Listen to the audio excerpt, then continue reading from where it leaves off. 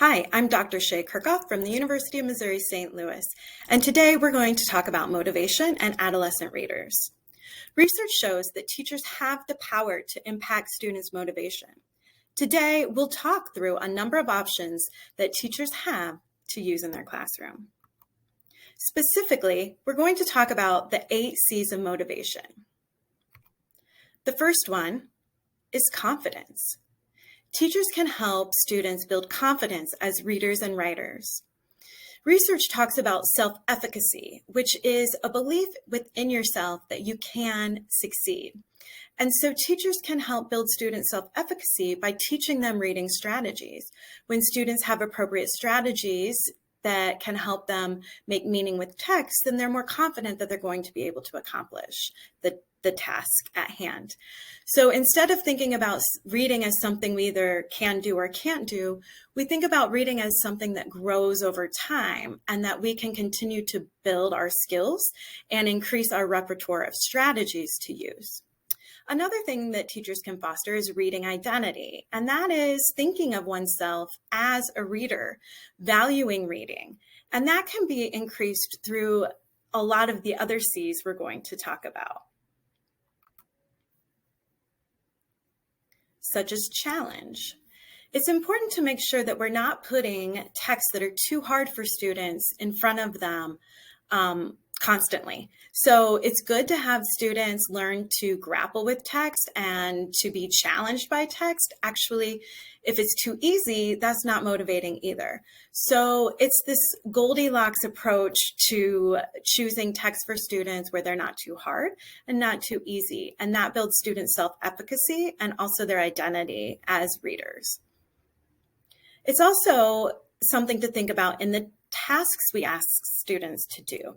We want students to be thinking critically about text and making personal connections.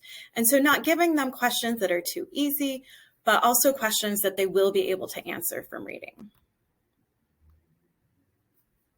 Choice is another way to build students' reading identity, allowing them time to choose what they read, how they're going to read it, and there's 3 different ways teachers can think about choice of what to read.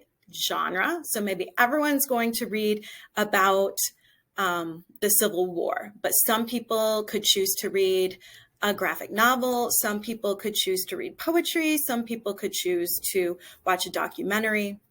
Choice of complexity, so sometimes allowing students to choose what complexity or what length of text they're going to read. Or the topic, maybe everyone's going to read poetry, but students can choose the topic that they want to read about the poetry. Likewise, teachers can give students a choice of how to express their ideas. So students can also choose how to express their thinking through pictures and words, through different modalities, maybe through video or through written text, or the topic. So maybe everyone has read their short story, and then the students can choose what from the short story they want to talk about. Which leads to the next C, control. Teachers can let go of some of the control in the classroom. When students are in control of their learning, that helps motivation for learning. Teachers can set goals for students, or better yet, help students choose their own goals. That fosters self-regulation.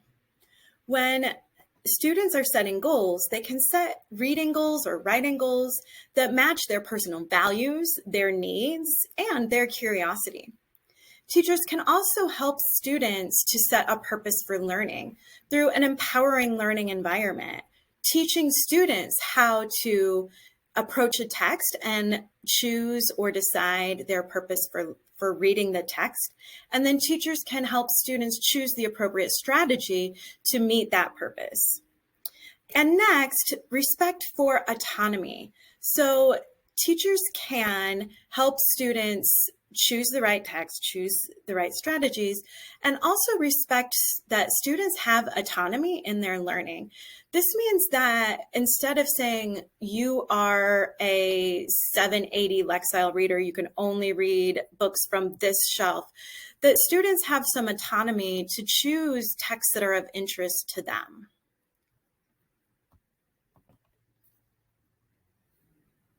The next C is collaboration. Adolescents are social beings. So whenever they can work with peers and partners or small groups, that is really motivating. And when possible, if students have the choice of who to work with, that's even more motivating for most. When planning, teachers make instructional decisions that can impact motivation. Rather than thinking about covering content through reading, teachers can think about how to support students in constructing meaning through reading. They can do that by relating text to students' real lives, requiring tasks in reading that use students' critical and creative thinking, and making lessons meaningful for students. The next C is consequence. So if you've studied motivation before, you've probably heard about intrinsic and extrinsic motivation. And the goal is to get students to intrinsic motivation because that is coming from within them. So just like we want to teach students strategies and then empower them to choose the right strategies at the right time, becoming independent, we also want their motivation to become independent, to come from within. So when we're helping students meet their goals, to learn something new, giving them opportunities for feedback. These are all intrinsic reasons for reading. Extrinsic could be grades, rewards, or awards. And sometimes we can use extrinsic motivation as a bridge to intrinsic, but we don't want the focus of our class to be on those extrinsic rewards. Likewise, we want our classrooms to be culturally responsive. So what is an intrinsic reward for some people might not be for others.